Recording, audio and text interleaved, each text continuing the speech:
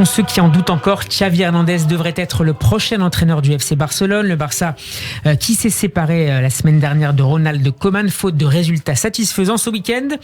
C'est Sergi Barjuan qui était sur le banc contre Alaves. Match nul à ses ans pour les Catalans. Un but partout. Le Barça est 9e avec 16 points, soit 9 de moins que le leader, la Real Sociedad, qui compte néanmoins un match de plus. Rodolphe, Christophe, votre impression sur ce qui se passe à Barcelone qui n'avance plus? Comme Christophe le disait tout à l'heure, je l'ai entendu, c'est tout simplement un club en reconstruction, sans Messi, donc sans âme, et qui doit faire face à de gros problèmes financiers, qui n'a pas pu prolonger Lionel Messi. Donc voilà, c'est une phase de transition. Il va falloir éviter le pire cette année. Ça va pas être évident parce que vu la cadence qu'a en ce moment le FC Barcelone, ils sont loin de jouer la Ligue des Champions et peut-être même une place européenne cette saison. Donc c'est un club en reconstruction qu'on n'a pas l'habitude de voir. Moi, je me rappelle parce que c'était mes débuts à France Télévisions. Il faut se rappeler quand même que là, on a l'habitude de voir avec la génération de Xavi, on a eu l'habitude de voir avec Guardiola le Barcelone gagner. Et moi, j'ai connu un Barcelone quand j'ai débuté au service des sports de France Télévisions qui était à la recherche d'un premier trophée depuis 5 ou 6 ans. Et c'est pour ça qu'ils sont allés chercher Ronaldinho, que je connaissais bien à l'époque de Paris. Et Ronaldinho m'avait gentiment invité à venir. J'avais fait un très beau sujet sur lui, je me rappelle, à ses tout débuts au FC Barcelone. Et grâce à lui, ils ont recommencé à gagner, mais ça faisait au moins 10 ans qu'ils n'avaient pas gagné un trophée. Avec Rijkaard, etc. Mais ils sortaient d'une période très sombre et ils ont à nouveau, ça a été l'émergence, donc évidemment l'épanouissement de Ronaldinho, puis l'émergence des Xavi, des Iniesta, et ils ont marché sur l'Europe ensuite. Mais je pense que malheureusement, là, ils vont être dans une phase de transition qui va pas peut-être durer qu'une année. Il va falloir reconstruire, ça prend du temps. Il y a des joueurs qui sont déjà en place, comme De Jong, qui est un très bon joueur, qui songe à partir parce que il voit pas dans les 2-3 années ce qu'il va faire dans cette équipe. Donc c'est une grosse pression que va avoir le président Laporta, qui est revenu, qui avait promis que Messi allait rester, et finalement il s'est rendu compte qu'il y a plus d'argent dans les caisses et que c'était même impossible, même gratuitement, de le garder. Donc je suis assez pessimiste pour les 2-3 ans à venir, mais le Barça, c'est Metz cum club, c'est la devise. Donc, je suis pas trop inquiet pour l'avenir de ce club, mais il va falloir se serrer les coudes. Est-ce que c'est la page, Christophe Barbier, la page Guardiola qui finalement n'a pas été complètement tournée? Pas complètement tournée. Le Barcelone marchait sur l'Europe pendant que l'Espagne marchait sur le monde, avec ce triplé incroyable, championnat d'Europe, Coupe du Monde, championnat d'Europe. Et Barcelone a essayé de prolonger ça en usant une génération. Et au bout d'un moment, ça s'éteint quand même. Et en effet, ils ont du mal à tourner cette page. Ils ont eu du mal à écrire une autre histoire. Mais ils sont dans une telle culture footballistique que je me fais pas tellement de soucis. Ils ont un problème quand même profond qui est capitalistique. La vente de Messi en était une bonne illustration.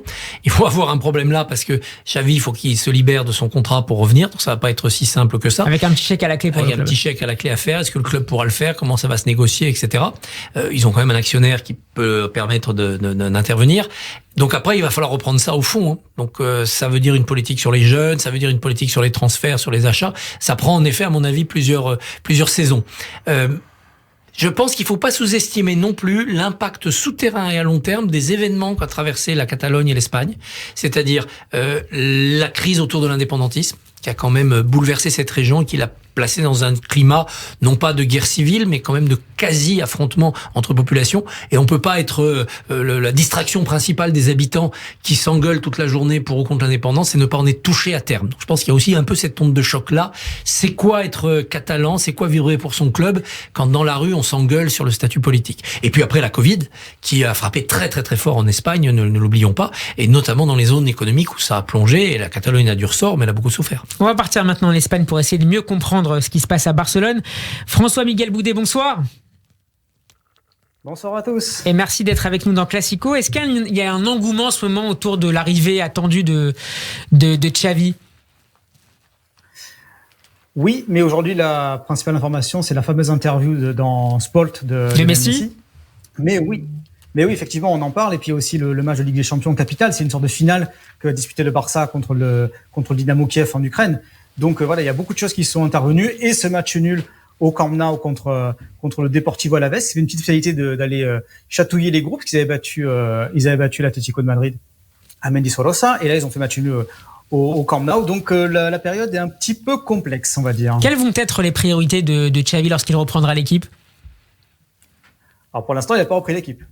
Pour l'instant, c'est en négociation. Donc ça va venir. La presse catalane Oui, mais pour l'instant, la presse catalane se fait l'écho de beaucoup de considérations temporelles, on va dire, parce que Al-Sadd, le club qu'entraîne Xavi, a un gros match contre le deuxième mercredi pour l'obtention du titre au Qatar.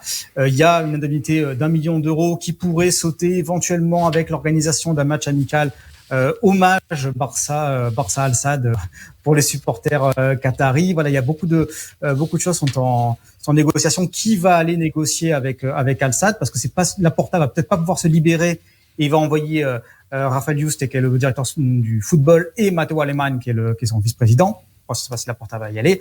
Voilà, pour l'instant on en est là, et aussi sur l'intervention, l'ajout d'un adjoint spécialiste du style de jeu de la Masia pour accompagner Xavi.